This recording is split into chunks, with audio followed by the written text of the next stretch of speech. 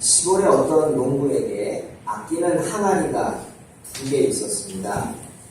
하나는 위압을 받은 좋은 항아리였죠. 그러나 또 한 항아리는 진흙으로 대충 빚어 부은 듯한 조금 못생긴 못난 그런 토기 항아리였습니다. 농부가 이 항아리들을 귀하게 여기는 것은 매일매일 깊은 산속에 들어가서 맑은 옹달샘의 물을 이 항아리에 길어오기 때문이죠.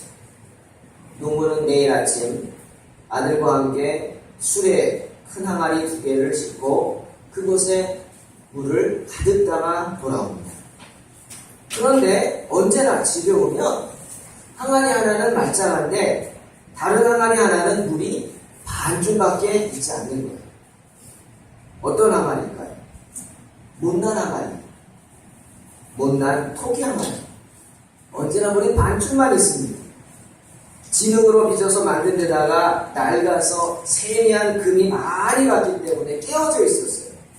그래서 물을 가득 실어도 언제나 갈라진 틈으로 물들이 조금씩 새서 집에 오면 반밖에 남지 않는 거예요. 그날도 어린 아들과 함께 물을 가득 담아 2 항아리에 가득 담아 돌아오는데 아들이 또 불평을 합니다. 아버지, 물이 또 새요. 이 못난 항아리에서 물이 또 새요. 생긴 것도 못났는데 물까지 새니 정말 쓸모없는 항아리인가 봐요. 그러자 농부는 이렇게 불평하는 아들에게 말을 이렇게 했다고 합니다. 아들아, 그렇지 않다. 비록 낡고 금이 가서 물이 새지만 우리에게 반이라도 물을 담아주지 않느냐. 그리고 우리가 매일 물을 싣고 오는 길을 봐라. 길가에 어떻게 저렇게 아름다운 꽃들이 피어나는 줄 아니? 저 꽃들은 금이 간 항아리가 우리에게 주는 선물이란다. 매일매일 깨진 틈으로 흘러내린 물들이 저렇게 아름다운 꽃들을 자라게 하는 거야. 이 세상에 쓸모없는 것은 없단다. 정말 그랬습니다. 아들이 돌아보니까 길가에 물을 깃고 오가는 그 길가에 형형색색 아름다운 꽃들이 만발하고 있었던 거예요. 사랑하는 성도 여러분, 고린도후서 12장 10절에서 주님은 우리에게 이렇게 말씀하시죠. 내가 약한 그때 곧 강함이니라. 아멘. 주님은 낡고 깨진 못난 항아리의 그 약함을 아십니다. 물이 줄줄 셀 수밖에 없는 그 못난 항아리의 연약함을 아셔요. 하지만 그 약함을 선용하십니다. 선하게 사용하신단 말이죠. 그래서 많은 생명들을 살아나게 하는 겁니다. 비록 못난 항아리는 자신의 연약함 때문에 물을 줄줄 셀 수밖에 없어요. 물을 반밖에는 가지고 오지 못하지만 하나님은 그 연약함을 사용하셔서 많은 꽃들을 활짝 피게 하는 거예요. 저와 여러분의 연약함이 도리어 주님께 쓰임받은 귀한, 그래서 많은 영혼을 살리는 도구가 되시기를 주님의 이름으로 축원합니다. 네. 내가 약할 그때 곧 강함을 주신다. 여러분, 그 말씀을 한 번 더 묵상해 보십시오. 농부에겐 그 깨진 항아리도 귀한 거예요. 물을 반밖에 갖고 오지 못하지만 그래도 귀한 거예요. 하물며 하나님 아버지께 하나님의 자녀가 된 저나 여러분은 얼마나 귀하겠습니까? 전도서 3장 11절 말씀 아십니까?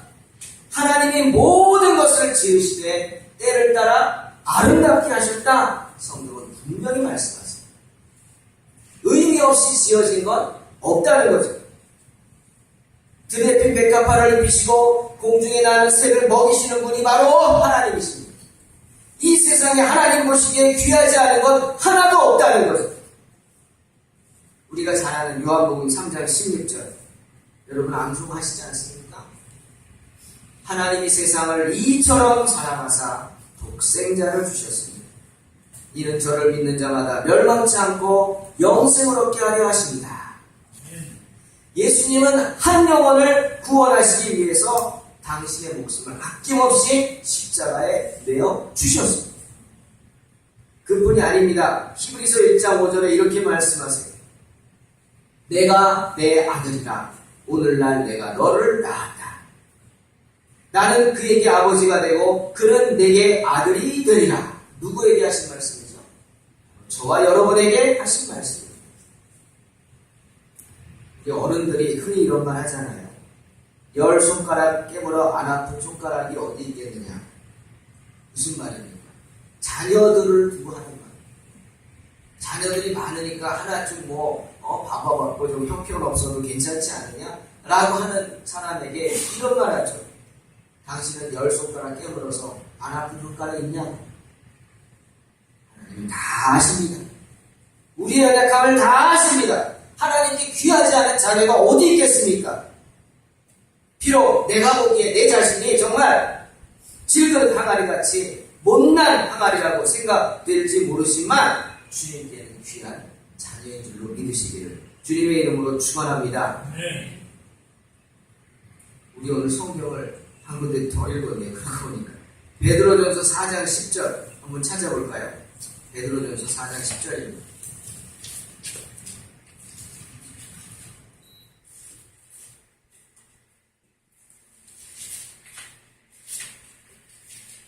베드로전서 4장 10절 381페이지 한 목소리로 공독합니다. 시작. 각각 은사를 받은 대로 하나님의 각양 은혜를 맡은 선한 청지기 같이 서로 봉사하라.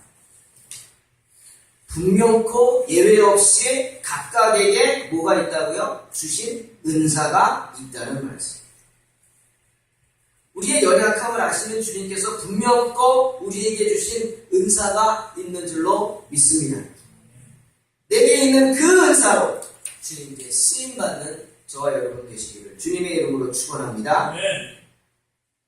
지금은 은퇴하셨죠? 포천에서 은퇴하시고 또 새롭게 목회를 시작하셨어요. 김지롱 목사님이라고 아시죠? 포천에서 땅을 사서 은퇴한 분들, 거기 그 마을에 들어오려면 몇 살? 65세가 그 이상이 돼야 된대요. 그런 분들이 와서 다시금 농사를 짓는 거예요. 그 사역을 시작하셨는데 이분이 이런 말씀하셨어요. 교회에는 힘이 있다. 교회에는 교회의 주인 되시는 그리스도 예수께서 맡기신 힘이 있다. 그런데 문제는 뭐냐면 교회가 그런 자신의 능력을 깨닫지 못한다는 것입니다. 여러분 생각해 보세요. 수백만 명을 이끌 수 있는 능력을 가진 모세가 자신의 능력을 깨닫지 못한 채 계속 처가살이만 하고 있었다면 어쩔 뻔했어요. 또 이스라엘을 미디안으로부터 해방시킨 믿음의 용사 누굽니까? 기드온이. 그 사람 뭐하고 있던 사람이에요? 미디안 사람들이 무서워가지고 자기가 출소한 것을 숨겨놨다가 밤에만 와서 타작을 했어요. 왜? 낮에 하다가 뺏길까봐 미디안이 무서워서 밤에 와서 타작을 하는 거예요. 근데 그 기드온이 그렇게 살았으면 어쩔 뻔했어요. 자기가 누군지 깨닫지도 못하고. 교회가 누굽니까? 교회는 건물이 아닙니다, 여러분. 교회는 저와 여러분처럼 예수님을 구주라고 고백하는 성도들의 모임이 바로 교회입니다. 그렇다면 교회가 하나님이 주신 능력을 깨닫지 못한다는 그 말은 무슨 뜻이죠? 저와 여러분이 하나님이 우리에게 주신 능력을 깨닫지 못하고 있다는 거예요. 성도들이 깨닫지 못한다는 거죠. 우리 스스로를 나는 못난 항아리야. 가지고 있는 것도 지키지 못해. 그저 물이나 줄줄 새는 그런 못난 항아리야 라고 생각하면서 낙심만 하고 있을 때 우리는 결코 하나님께서 교회에게 주신 그 큰 능력을 깨달을 수 없습니다. 깨닫지 못하니까 어떻게 해요? 능력을 해내지 못하죠? 당연하죠. 그러니 하루하루 그저 무기력한 모습으로 맡겨진 인생을 어떻게 살아요? 패배자로 살 수밖에 없는 거예요.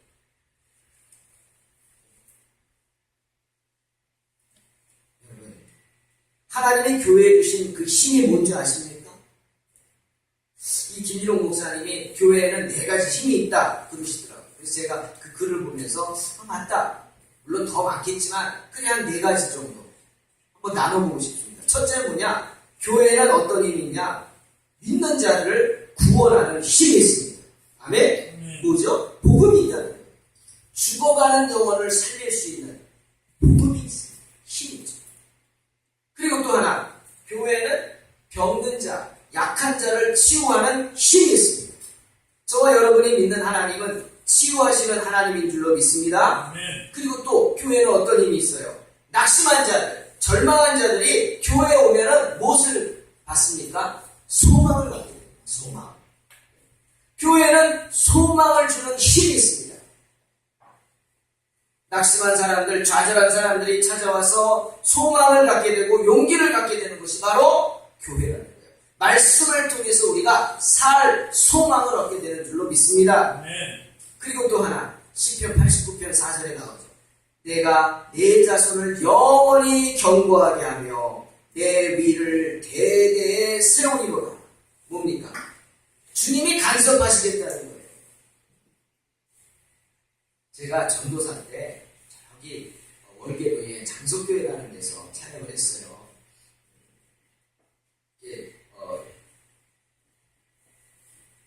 위치가 별로 좋지 않은 데 있다가 새성들을 짓고 가가지고 크게 지니까 사람들이 막 몰려오는 거예요. 이제는 그런 시대 아니지만 그때만 해도 그랬어요. 90 몇 년도입니까? 4년도입니까? 그래서 저에게 목사님이 세 가족을 맡겨주셨어요. 세 가족. 근데 이전한 그 해에 세 가족들이요 엄청나게 오는 거예요. 정말 정신없이 오는 거예요. 물론 그분들이 다 정착하는 건 아니지만 제가 이제 세가족 신방을 다니는데 또 세가족 교육을 하는데 세가족 신방을 다니면서 제가 항상 조그마한 의자를 갖고 다녔어요. 아시다시피 제가 좀 아담하잖아요. 뭘 하러 다니냐면 부적 뛰러 다녀요. 부적. 집집마다 문 위에다 부적 붙여놓잖아요. 아담은 제가 손이 닿습니다. 걱정하지 마세요. 의자 갖고 가서 발판에 올라가서 제가 다 뛰었어요. 무서워서 못 뛰더라고요. 저는 뭐 무서울 게 없으니까 뛰는 거죠. 심지어 남의 집 장 안까지 손을 넣어서 장 안에 있는 부적도 제가 꺼내왔어요. 그거 꺼내야 자기가 못 꺼냅니다. 그래서 보는 데서 태워버리고 뭐 그런 일도 했고 또 세 가지 교육을 하는데 많은 분들이 그래요. 전도사님 팔자 무시 못합니다. 팔자를 무시 못합니다. 여러분 팔자가 있는 줄로 믿습니까? 혹시 아멘 안 하시죠? 감사합니다. 팔자가 있다고, 이 팔자라는 게 이제 뭐 불교에서 나오는 건가 봐요. 자기 정해진 운명이 있다는 거죠. 그래서 뭐 가르마가 2개면은 장가를 2번 간다고 이런 말 하잖아요. 모르겠어요. 나는 가르마가 하나님인 것 같아요. 다행인데 그런 걸 이제 팔자라고 생각하는데 모르겠어요. 제 가족들이 처음 예수 믿는 사람들이 다 그런 생각을 갖고 있어요. 그래서 안 되겠다. 교육 가운데 하나 넣어야겠다 싶어서 제가 챕터 하나를 넣었는데 뭐냐면 예수 믿으면 팔자가 바뀝니다. 그랬어요. 여러분 따라해보세요. 예수 믿으면 팔자가 바뀝니다. 아멘. 팔자가 있는지 모르겠지만 바뀌어요. 왜? 주님이 간섭하시니까. 할렐루야. 네. 주님이 개입하시니까. 주님이 역사를 간섭하신단 말이에요. 주님에게 뭐가 있어요? 역사를 만드는 힘이 있어요. 네. 교회에는 뭐가 있어요? 역사를 변화시키는 힘이 있단 말이죠. 네. 기도를 왜 합니까? 기도를 왜 하죠? 만약 우리에게 정해진 것이 있다면 기도함으로 바꾸는 거예요. 성경에도 나오죠. 기도하면은 하늘 보좌가 움직이는 줄로 믿습니다. 네. 하늘 보좌가 움직인단 말이에요. 주님이 이쪽으로 앉았는데 내가 기도하고 의자가 바뀌어. 의자가 옮겨져요. 나를 쳐다보신단 말이죠. 그게 기도의 힘이요. 능력입니다. 팔자가 있는지 모르지만 기도하면 팔자가 바뀔 줄로 믿습니다. 그게 교회의 능력이고 교회의 힘이라는 거죠. 여러분 못난 항아리와 같은 저와 여러분이 정말 능력 있는 삶을 살기 위해서는 이 4가지 힘을 믿어야 합니다. 베드로와 같이 오늘 본문의 베드로와 같이 병든 자 낙심한 자에게 뭘 줬어요? 삶의 소망을 잃은 자에게 뭘 줬죠? 예수 그리스도의 이름을 줬어요. 교회에는 구원의 능력이 있고 교회에는 치유의 능력이 있고 교회에는 소망이 있고 교회에는 절망한 자를 회복케 하는 능력이 있으며 교회는 역사를 변화시키는 힘, 운명을 바꾸는 힘이 있습니다. 아멘. 그런 능력을 받으시기를 주님의 이름으로 축원합니다. 아멘. 성도들은 인생을 그저 물 떠내려가듯이 그렇게 떠밀려가는 사람들이 결코 아닙니다. 오병이어의 기적을 행하시는 주님 믿는 것이 바로 성도죠. 인생의 생사화복을 주관하는 분이 누구십니까? 하나님이십니다. 아멘? 아멘. 그걸 믿는 것이 성도입니다. 물고기 2마리, 보리떡 5개. 그게 얼마나 합니까? 어린아이 도시락이었대요. 근데 그걸 가지고 장정만 5,000명을 먹이고요. 그렇다면 여자와 아이들까지 하면 몇만 명 아닙니까? 그 갈릴리 호수를 가득 메운 그 사람들을 다 배불리 먹이고도 12광들이나 가득 남게 버리신 그러한 주님의 능력을 믿는 사람들이 바로 성도인 줄로 믿습니다. 네. 오늘 우리가 사는 이 세대에 그 은혜가 바로 나에게 이루어지기를 간절히 사모하는 사람들이 누구예요? 성도입니다. 네. 열왕기하 5장 2절을 보니까 정말 못난 항아리보다 더 못난 항아리가 있습니다. 아람이라는 나라에 포로로 잡혀간, 그래서 노예로 팔린 이름도 모르는 한 어린 계집종입니다. 한 어린 계집종.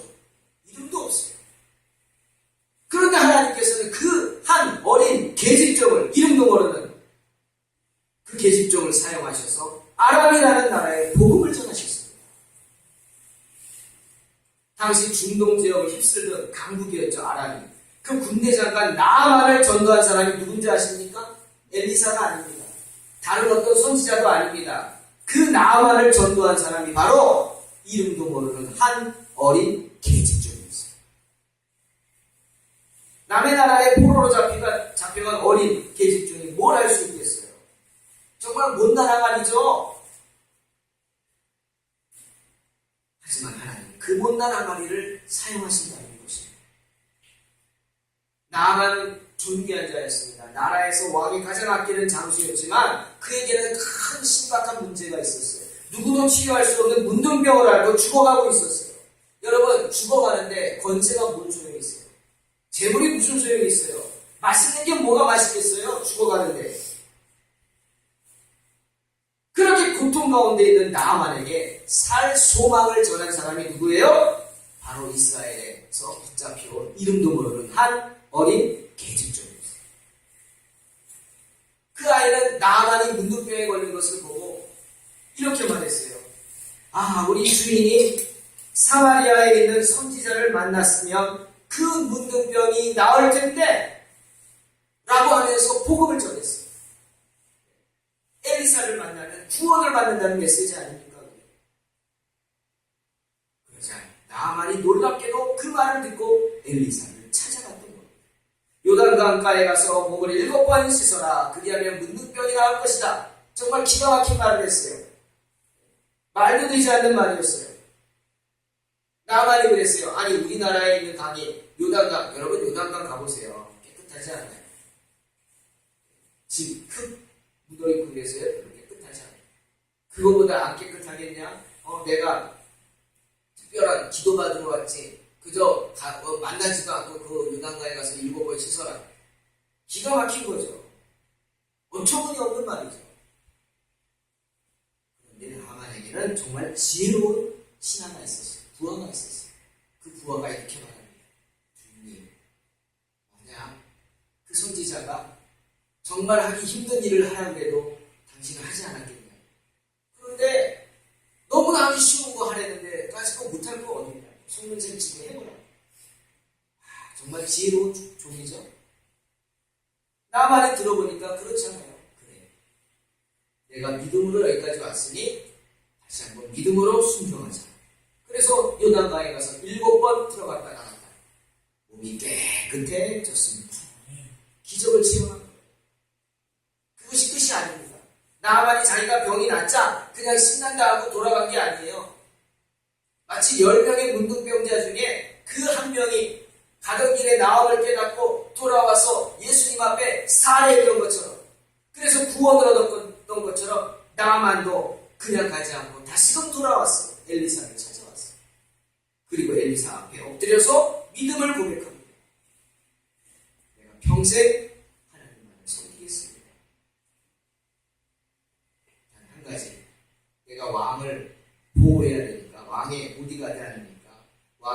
모친에게 제사를 드릴 때 내가 그 옆을 지키기 위해 따라 들어가는 것은 용서해 준다. 이렇게 양해를 구하면서 하나님의 백성이 되는 것을 보게 됩니다. 여러분, 누가 나아만을 이렇게 변화시켰습니까?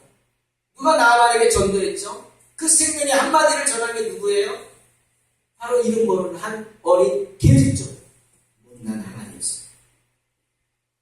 이 못난 항아리 어린 계집종은 다른 것으로 그를 복음을 전한 게 아니에요. 신학적으로 이렇게 해서 나아만을 설득시키고 이해시키고, 그게 아닙니다. 어떤 능력을 발휘해가지고 전한 것도 아니에요. 큰 돈을 가지고 대접하면서 달랜 것도 아니에요. 단지 그 계집종은 자기에게 있는 것으로, 자기가 가지고 있는 것으로 복음을 전했습니다. 우리 베드로전서 4장 10절 한 번 더 묵상해 볼까요? 각각 은사를 받은 대로 하나님의 각양 은혜를 맡은 선한 청지기같이 서로 봉사합니다. 저는 이 말씀을 들으면서 무슨 생각이 했나요? 그래, 아무리 못난 항아리 같은 사람이라 할지라도 뭐가 있다? 은사가 있다. 할렐루야. 아무리 못난 항아리 같은 사람이라 할지라도 하나님께로부터 받은 은사가 있다. 물이 줄줄 새는 못난 항아리가 있다. 하지만 그 못난 항아리가 많은 생명을, 꽃들을 피게 하지 않았습니다. 못난 항아리라 할지라도 내가 하나님께 드리면 하나님이 그 연약함을 사용하여 주실 줄로 믿습니다. 네. 이 이름도 모르는 한 어린 계집종이 자기만이 가지고 있던 그 은사가 뭘까요? 믿음의 은사였어요. 믿음의 은사. 그런 환경에서도 이 아이는 믿음을 잃지 않았어요. 자기가 포로로 잡혀가서 종으로 팔렸는데도 이 어린 아이는 믿음을 빼앗기지 않았어요. 하나님이 살아계시다면 어떻게 내게 이런 일이 있을 수 있어? 라고 하나님 버리지 않았다는 거예요. 저는요, 목사지만 정말 성도들에게 큰 은혜 받을 때가 많습니다. 어디 가서, 병원에 가서 환자들 심각하다. 아주 믿음 좋은 분이 중병에 걸렸어요. 암이나 이런. 그럼 한편으로 걱정되죠. 저렇게 평생을 헌신하는 분이 저런 병에 걸렸으니 얼마나 속상할까.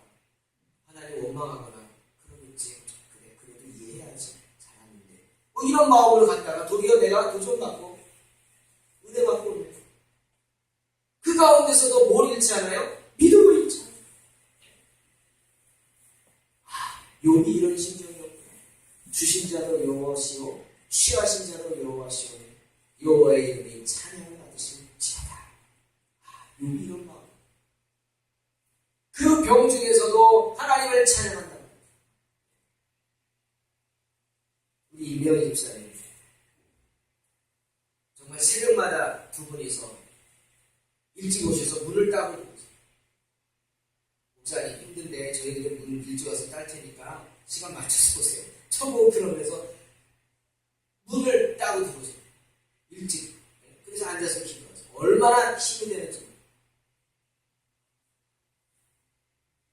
그런데 이제 혼자서 이명희 혼자서 등산 가다 어떻게 됐어요?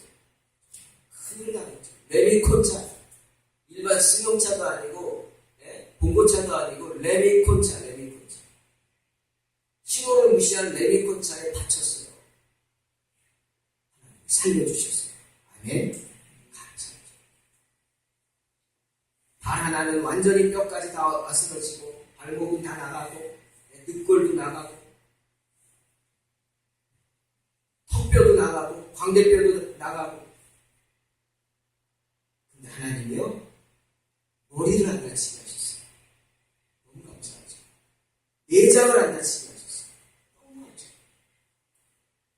그것도 어떻게 감사하다고 해요? 다친 사람 앞에서.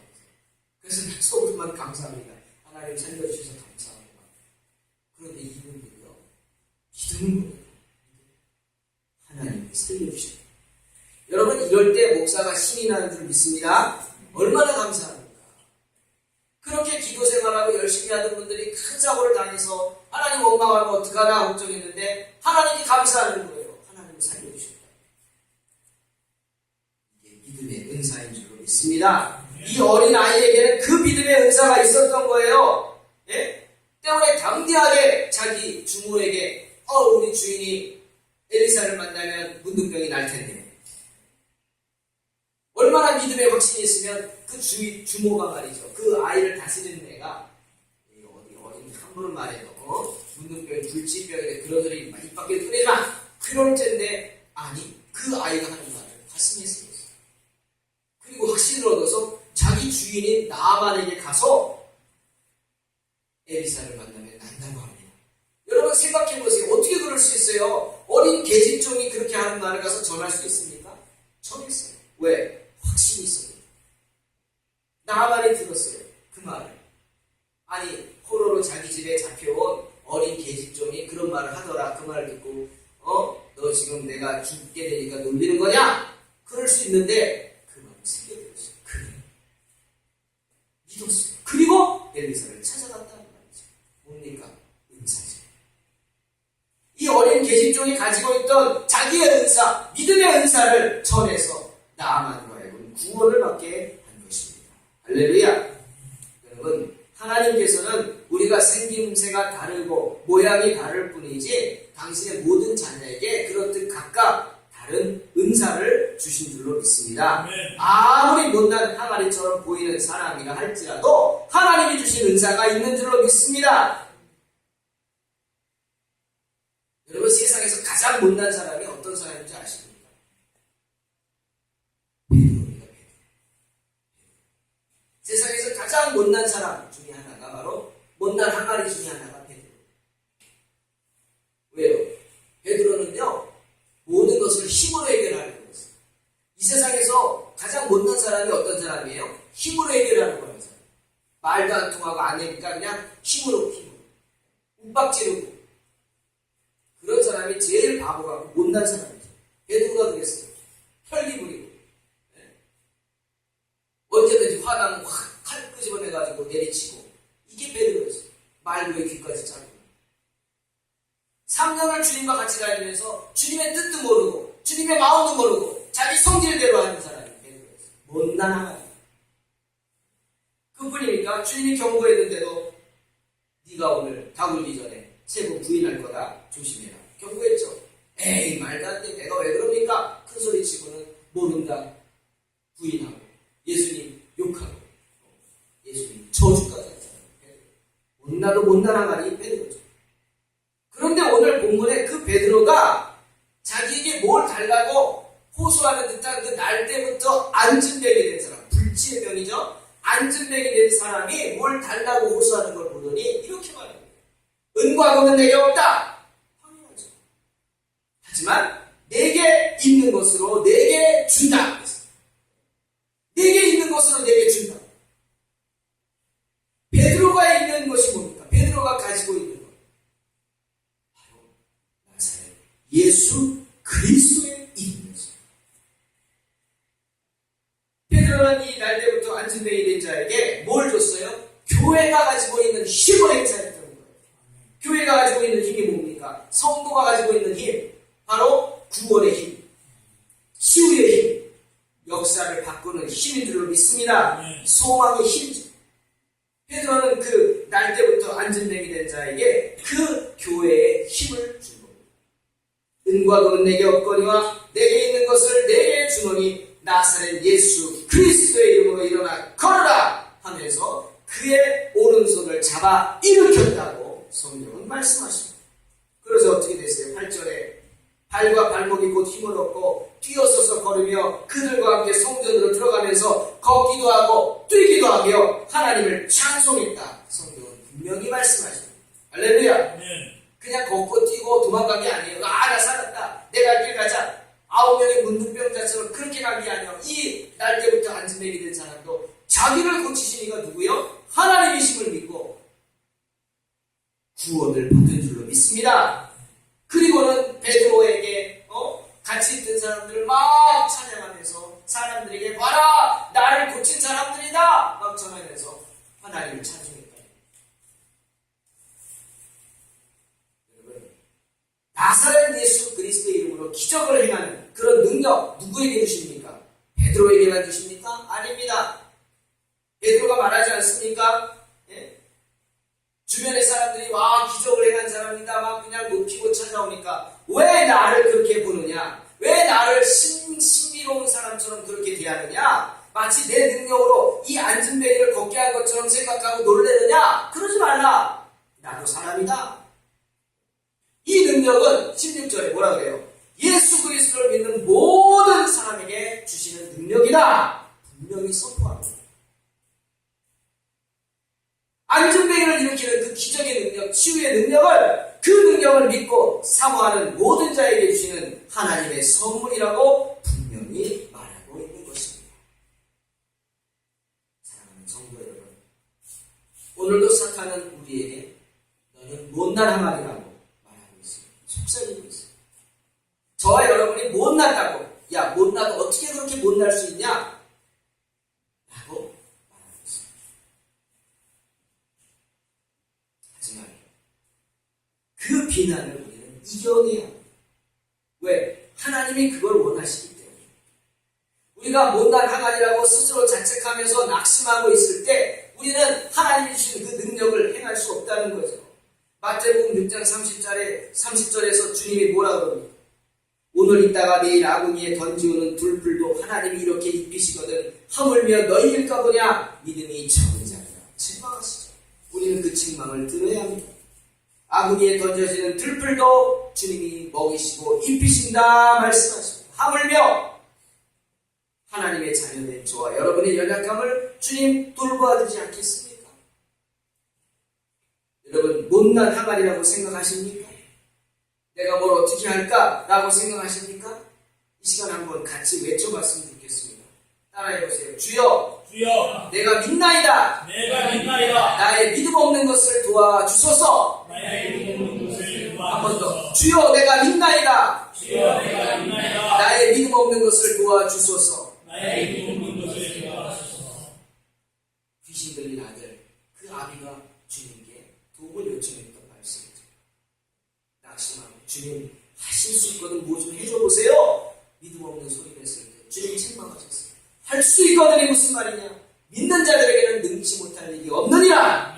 그 말씀 듣고 이 귀신 들린 아이의 아비가 고백한 겁니다. 주님, 내가 믿습니다. 내가 믿음 없는 것, 나의 믿음 없는 것 도와주세요. 사랑하는 성도 여러분, 우리에게 맡겨진 인생 가운데 많은 유혹들을 이기고 믿음을 지키며 산다는 것 결코 쉽지 않습니다. 주님, 뒤돌아보지 말라 그랬죠? 손에 쟁기를 잡고 뒤돌아보는 자는 하나님 나라에 합당치 않다고 그랬죠. 그러나 자꾸 뒤를 돌아보는 게 인생입니다. 부끄럽지만 저도 마찬가지죠. 자꾸 뒤를 돌아보죠. 그때 이렇게 할 걸, 그때 그렇게 하지 말 걸. 정말 힘들 때마다, 인생에 시험 당할 때마다 자꾸 뒤돌아보고 후회하고 껄껄껄. 그게 인생의 모습입니다. 하지만 그때마다 우리는 고린도전서 10장 13절 말씀을 묵상하면서 이겨내야 합니다. 뭐죠? 사람이 감당할 시험밖에는 너희에게 당한 것이 없다 말씀하시죠. 그뿐이 아닙니다. 하나님은 믿으셔서, 믿으란 말은 뭡니까? 믿음직스럽다. 약속한 것을 반드시 지키는 그런 믿음직스러운 분이다. 하나님은 믿으사 너희가 감당치 못할 시험당함을 허락지 않으신다 말씀하시죠. 그뿐입니까? 우리 연약함으로 인해 시험당한다 해도 시험당할 즈음에 또한 피할 길을 주신다고 하고 시험을 너희에게 감당케 하신다고 주님 분명히 말씀하셨습니다. 하지만 우리가 이 말씀을 곡해해서는 안 됩니다. 이 말씀을 듣고 그래 하나님은 당신의 자녀에게 뭐 시험에 들게 하겠어? 시험 피하게 하시지 라고 생각하면 안 됩니다. 이 말의 의미는 허락하신다는 의미는 뭡니까? 시험당함을 허락지 않으신다는 그 말을 허락한다는 의미는 시험을 피하게 한다는 게 아니라 원어를 보면은 에아사이라는 단어를 쓰는데 이것은 혼자 내버려두지 않는다는 것이죠. 우리가 시험 당할 때 혼자 내버려두지 않고 누가 함께 하세요? 주께서 함께 하십니다. 아멘. 주님과 함께 하신다. 함께 고통당한다. 여러분 자녀들이 공부할 때 참 안쓰럽죠? 아유 답답해. 차라리 내가 하는 게 낫지. 막 이런 생각 들 때도 있잖아요. 내가 대신 시험 봐줄까? 무슨 시험을 대신 봐줘? 자기가 봐야지. 부모는 부모로서 할 수 있는 단계가 있는. 내가 할 수 없어요. 자기가 해야 돼요. 자기가 시험 봐야 돼요. 하지만 부모가 모른 체 하진 않죠. 할 할 수 있는 거는 해줍니다. 잠자리도 잘 봐주고 영양식도 만들어주고 아침에 조금 더 자라고 조금 더 자게 하고 깨워서 학교까지 차로 데려다주고 이거 끝나고 학교 앞에서 기다려다 집에 들고 이런 정도는 하겠죠. 하지만 시험은 누가 봅니까? 자기가 봐야 돼요. 시험은 내가 당해야 합니다. 하지만 하나님은 우리를 그냥 버려두지 않고 우리와 함께 하신다는 거예요. 함께 하시죠. 그럼 우리가 무엇으로 시험을 감당합니까? 바로 베드로전서 4장 10절 말씀. 각각 은사를 받은 대로 감당합니다. 하나님이 주신 은사를 발견하고 각자에게 주신 은사를 사용해서 그 시험들을 이겨내야 한다는 겁니다. 이 어린 계집종처럼 이름도 모르는 이 한 어린 계집종이 믿음의 은사를 빼앗기지 않고 그 믿음을 가지고 당당하게 감히 그 앞에 나가서 아이고 우리 주인이 엘리사를 만났으면 복음을 들었으면 문둥병이 날 텐데 라고 담대하게 말했던 것처럼 각자에게 가지고 있는 은사를 가지고 여러분이 당한 시험을 이겨내야 되는 줄로 믿습니다. 베드로의 고백을 들으세요. 은과 금은 내게 없다. 하지만 내게 있는 그것으로 내게 주겠다. 내게 있는 그것. 하나님이 여러분에게 주신 그것이 무엇입니까? 하나님 앞에서 여러분이 가지고 있는 그것이 무엇입니까? 그것을 발견하시기를, 그 귀한 은사를 발견하시기를 주님의 이름으로 축원합니다. 나는 못난 항아리입니다. 하지만 못난 항아리도 하나님은 사용하십니다. 나는 못나고 못났지만 하나님은 그 못난 항아리를 사용하셔서 죽어가는 한 영혼을 구원하실 줄로 믿습니다. 오늘도 은과 금은 내게 없지만 내게 있는 것을 내게 준다. 나사렛 예수 이름으로 일어나 걸으라고 외치면서 죽어가는 한 영혼에게 구원의 생명줄을 던지며 승리하는 복된 성도가 되시기를 주님의 이름으로 축원합니다. 기도하겠습니다. 하나님 아버지 감사합니다. 정말 죽어가는 한 영혼을 긍휼히 여기며 우리에게 가지고